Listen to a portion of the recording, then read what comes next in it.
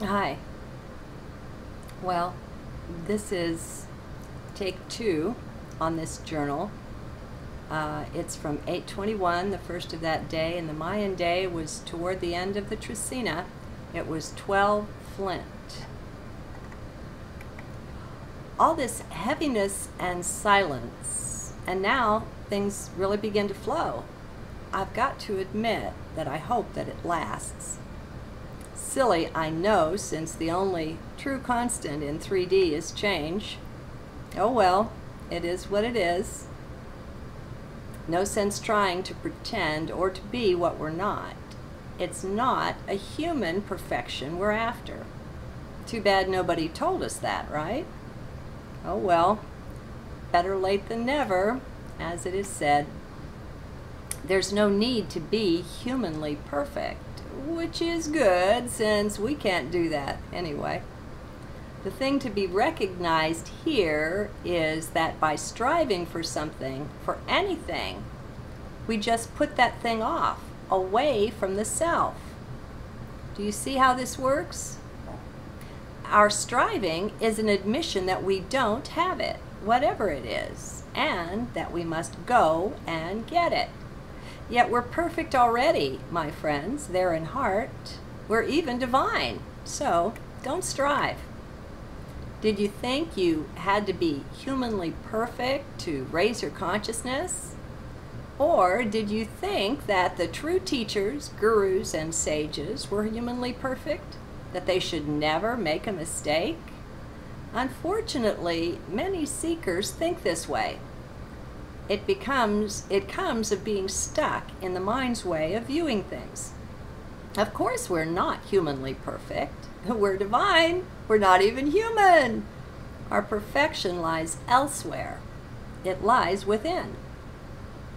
We're taught to strive for that human perfection, as if just by saying and doing everything just right and looking right too, we could somehow win the prize, get top place in the consciousness race.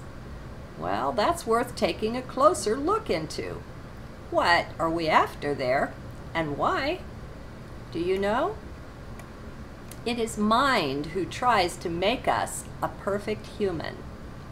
It learns all it can and strives to live up to that. We pick the best teachers that we can find and then try to emulate them, all the time not knowing how far off this is from what we truly want.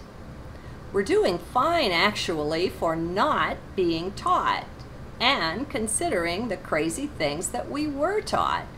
But still, it's time to come up higher and take another look. There is no need to strive for perfection. Let that sink in. When it does, feel the relaxation begin to settle into your body. No need to strive for perfection.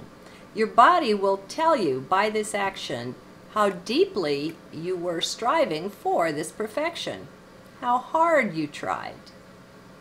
So let it sink in that you can drop this now completely.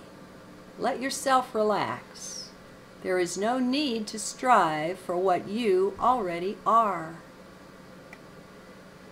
Now, sure, I know it sounds crazy. How can I possibly be perfect, you say?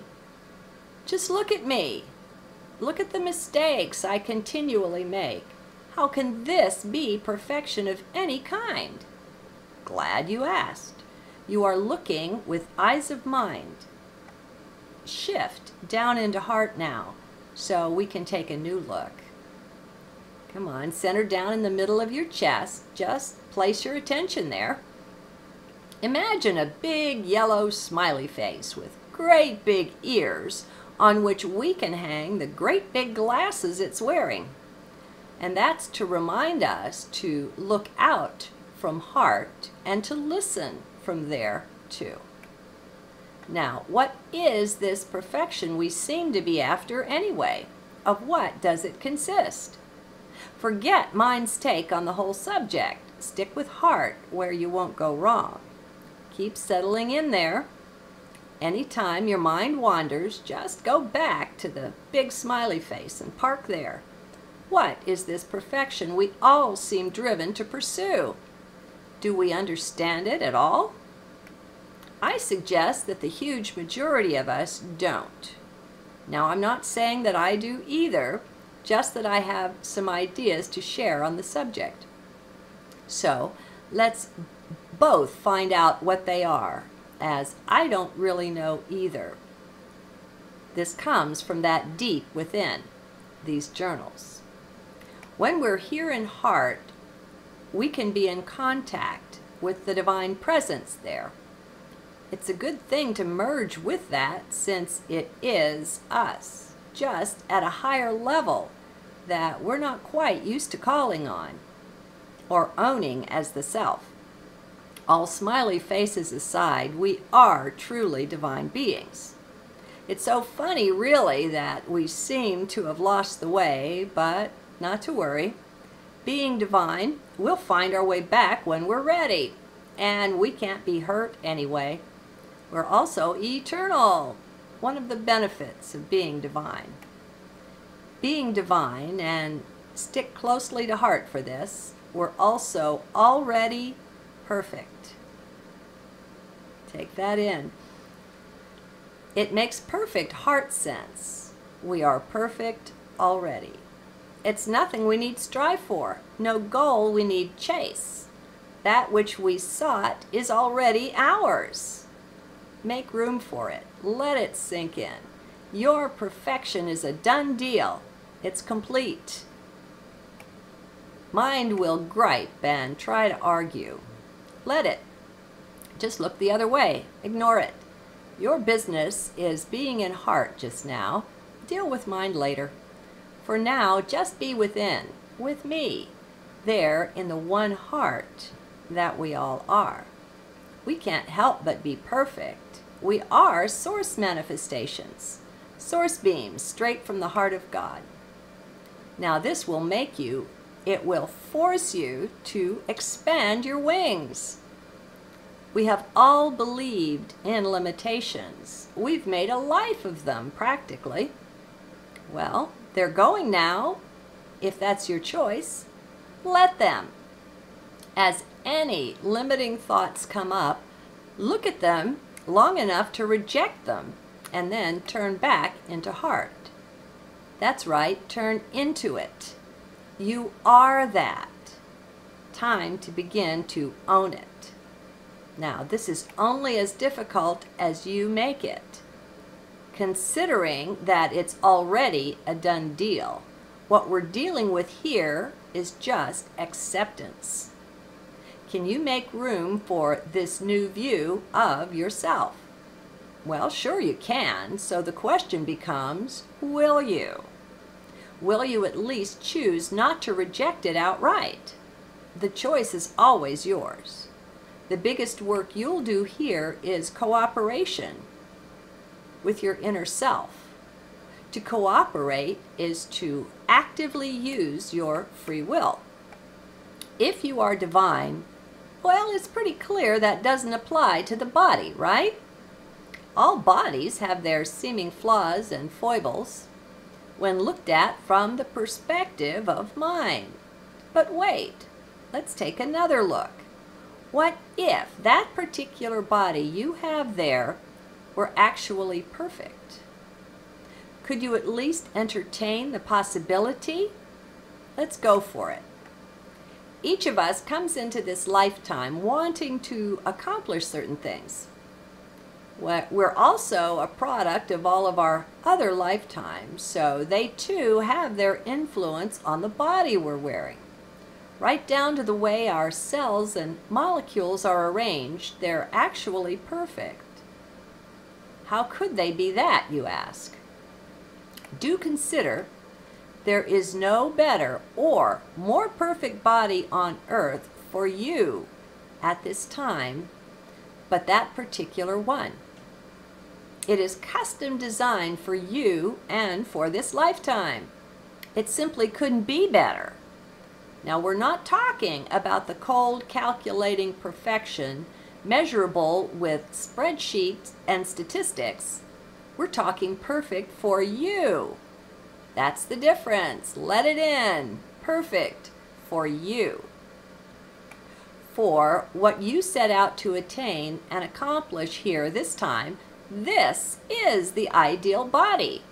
Source wouldn't have it any other way. We're talking about perfect for the task at hand, for the now of it. From the too thick hair to the crooked teeth and the trick knee, it is perfect for you. You have things you want to accomplish, and your body is the vessel to take you there. Someone else's body just wouldn't do. I draw your attention to the case of Anita Moorjani, the lovely Indian lady living in Hong Kong who had quite an extensive NDE, a near-death experience, in 2006. She was admitted to the hospital with not only stage 4B cancer, but also her body swollen with organ failure. She was given only a matter of hours to live. She was in coma. During her afterlife experience, she was greeted with her actual perfection. She realized just who she really was and the beauty and awesome perfection of that. To hear it as she shares it is just magnificent. Plus, she's written a book, Dying to Be Me, that I highly recommend. I can hardly read a chapter at a time. It moves me so deeply that I can no longer read through the tears. She wrote it from heart.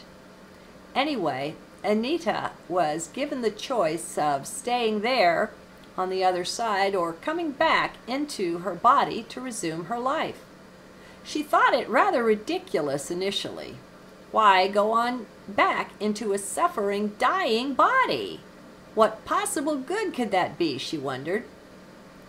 As her experience continued, she came to realize, though, that everything had suddenly changed. All of her attitudes and ideas about life had been far off from the truth. She was both a people pleaser and lived her life in fears of various sorts. Well, on earth, she didn't know herself at all, didn't know who she truly was. Now that she'd had a taste of a higher dimensional perspective, she realized all of this.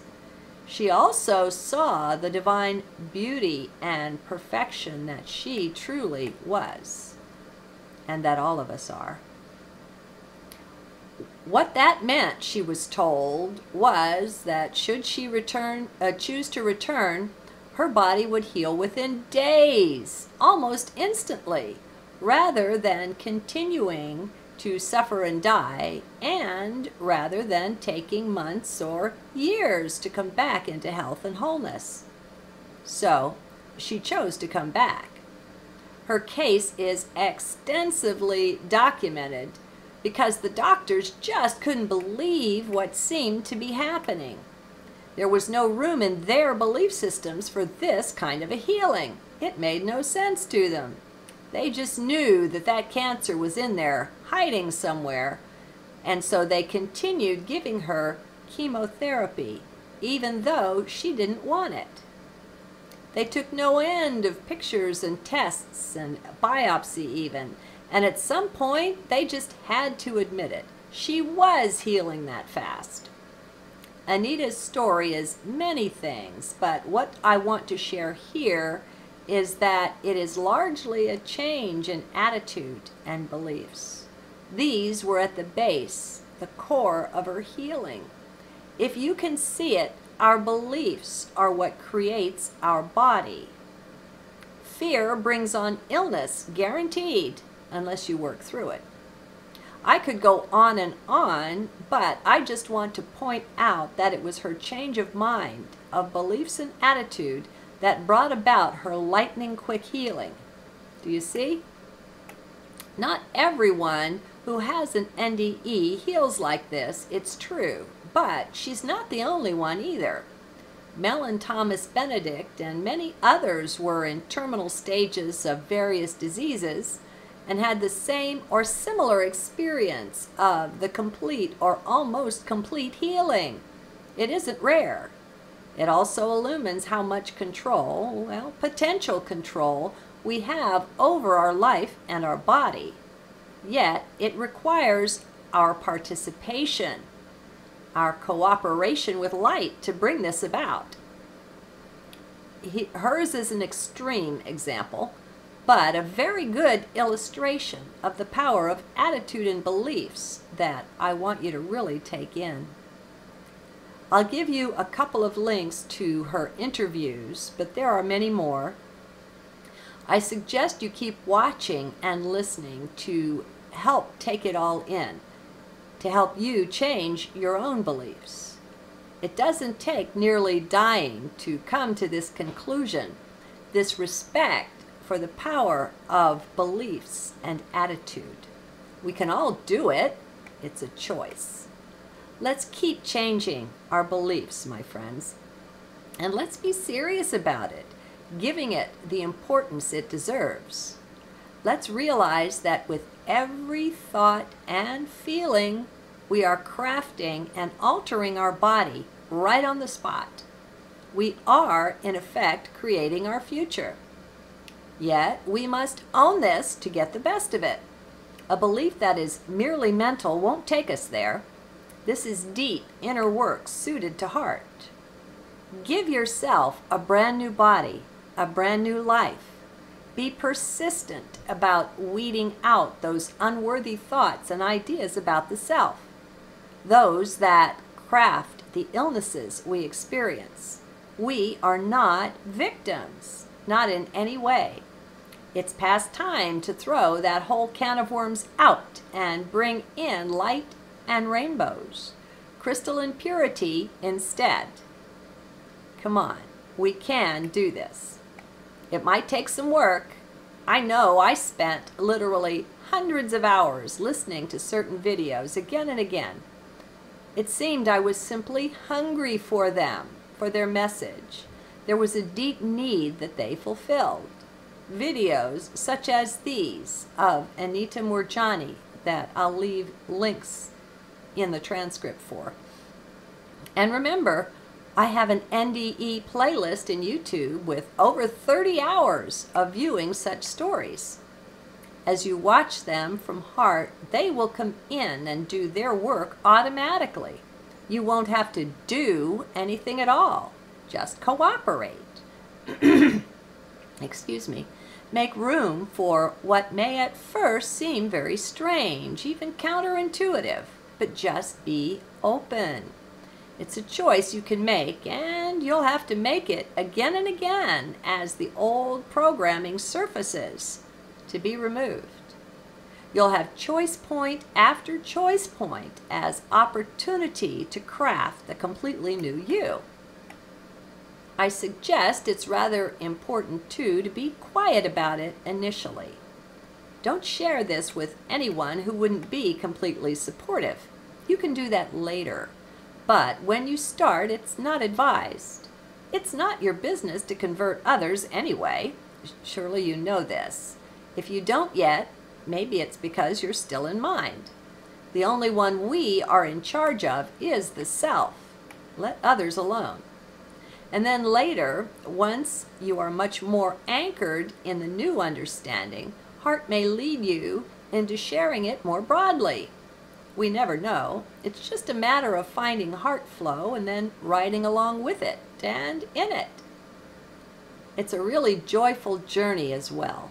With surprises at every turn, you'll discover things you had no idea that you knew there inside.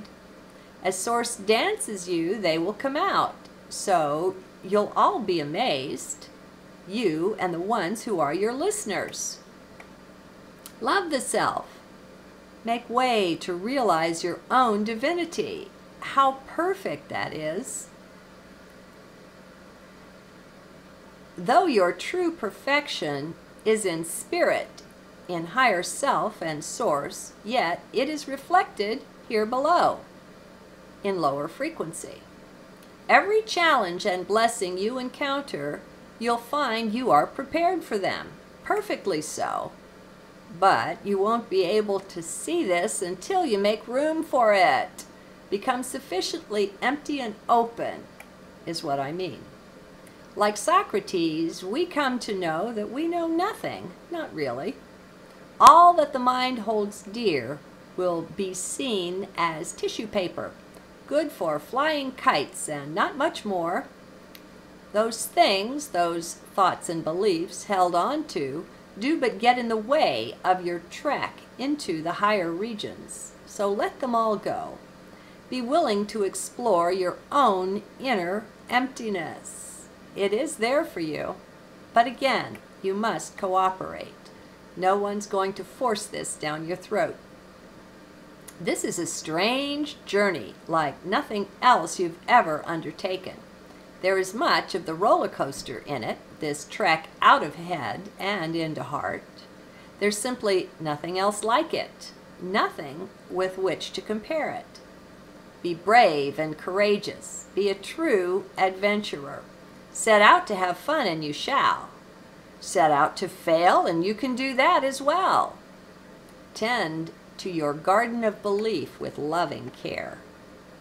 We'll all be doing what we now call miracles not too long from now, and they will seem perfectly natural at the time. We'll be danced into it. So you can see that a great deal of openness is required to take the full ride, which is what most of us want. Be prepared for more and more of your current life to shift and change, or fall away. Detachment is the need of the hour and many hours on this trek. What you are attached to will bite your behind again and again until you see the wisdom in just letting it go.